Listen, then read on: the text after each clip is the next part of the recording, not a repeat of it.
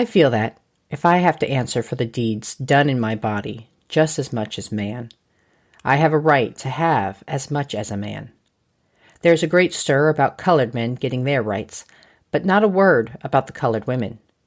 And if colored men get their rights and not colored women theirs, you see, the colored men will be masters over the women, and it will be just as bad as it was before. Sojourner Truth, May 9th, 1867. Welcome to Civics and Coffee.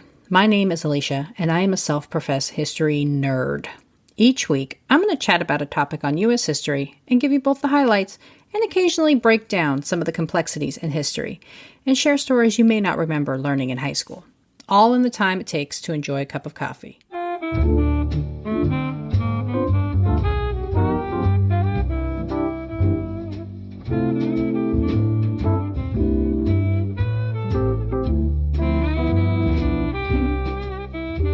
Welcome back, peeps.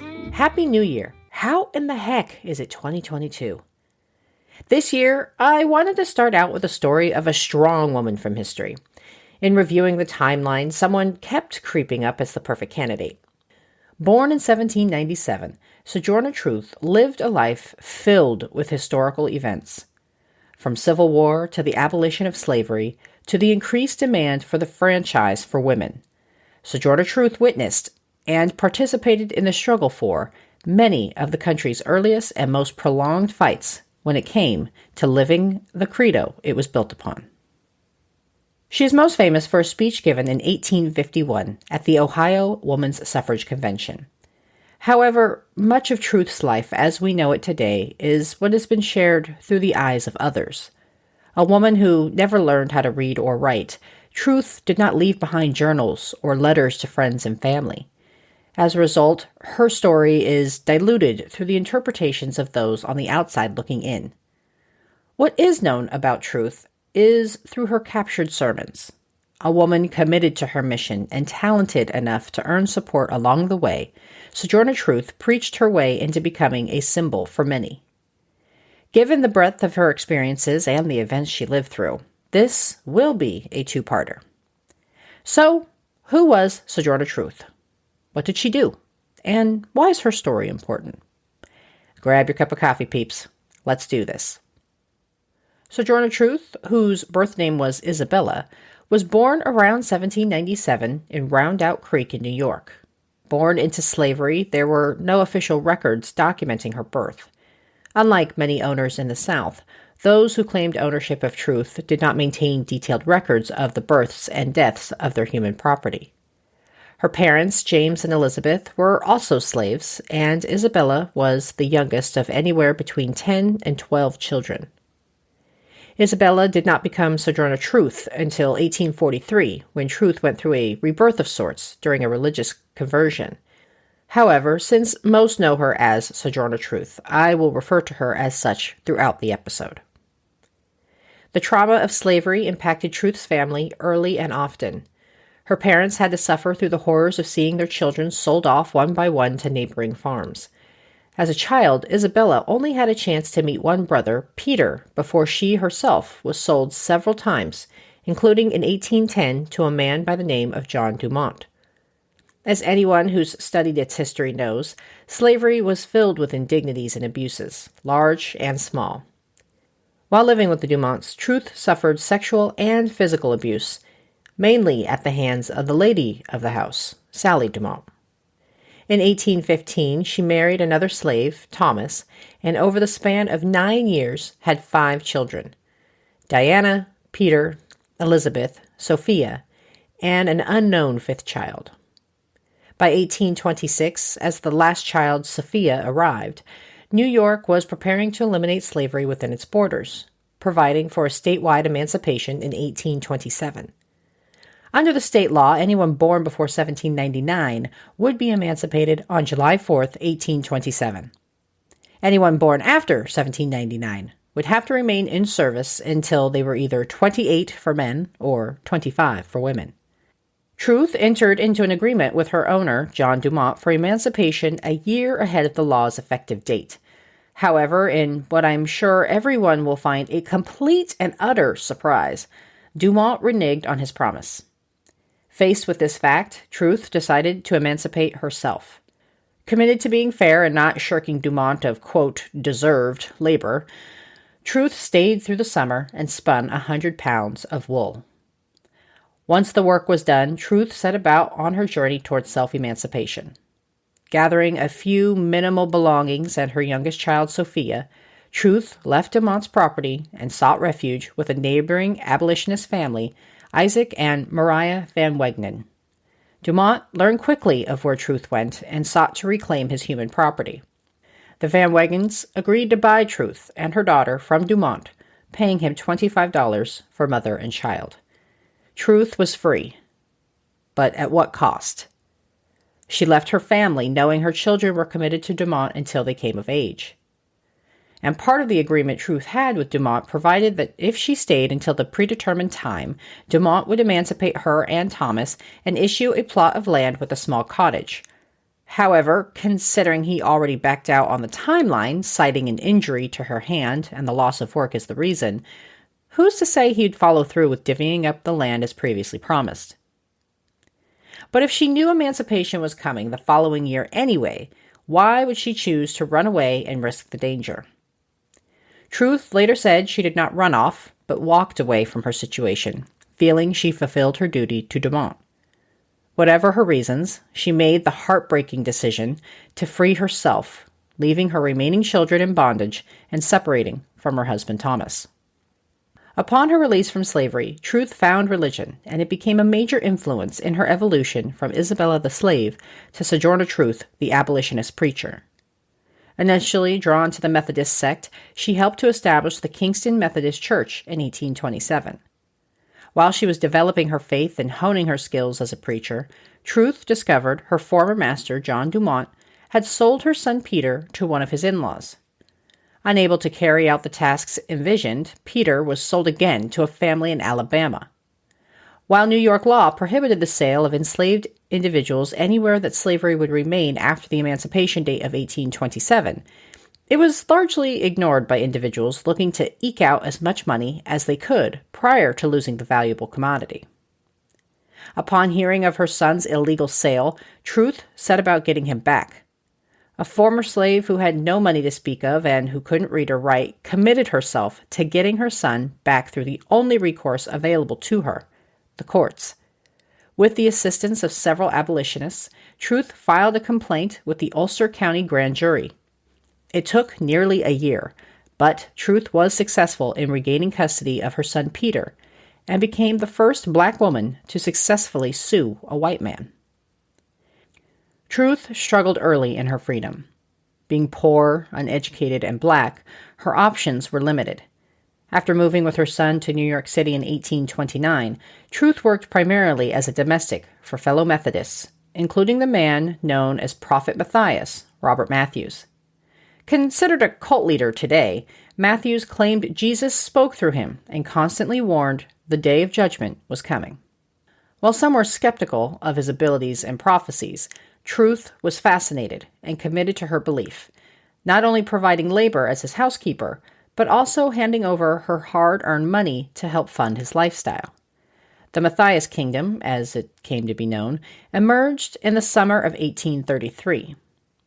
The community was supposed to be one of religious faith where each individual was seen as equal and contributed what they could to prepare for Judgment Day. Truth, who had taken to preaching as a way of practicing her faith and converting others, gave it up. In the kingdom of Matthias, women were not preachers. The commune quickly devolved, and by 1835, Matthews stood accused of murder. Still dedicated to the cause and the man, Truth continued to support Matthews. Though many could see what a con artist he was, Truth kept supporting him financially with what little money she'd saved. After his acquittal, Matthews ventured west, and Truth was left to figure out her next steps. She returned to the work she knew, housekeeping, and worked to rebuild her life and reputation. Truth again used the courts to correct a wrong, suing fellow residents of the kingdom, Anne and Benjamin Folger, for slander, and successfully winning $125. As I mentioned earlier, Truth chose 1843 as the year of her rebirth to shed her identity as Isabella and become an itinerant or traveling preacher. In her telling, the Spirit came to her to speak only the truth, prompting her to change her name. After spending the better part of 15 years developing her preaching style, Truth was beginning to emerge as her own person. 1843 was also the year Truth came to live at the Northampton Association for Education and Industry. An abolitionist community located in Massachusetts, Truth came across several prominent figures of the time, including Frederick Douglass and William Lloyd Garrison. While Douglass and Truth didn't necessarily see eye to eye on everything, Garrison was an apparent supporter of Truth's preaching and suggested she give speeches about slavery. In 1850, Truth dictated her story to Olive Gilbert. Published as the narrative of Sojourner Truth, the book helped propel Truth into wider recognition and helped support her financially. Her narrative was self-published, with the initial publishing costs being advanced on credit. She sold her narrative at a fairly low price for the time, only 25 cents. After selling enough copies to pay for the printing, Truth became a homeowner at the age of 57, again using the proceeds from her book sales to pay it off.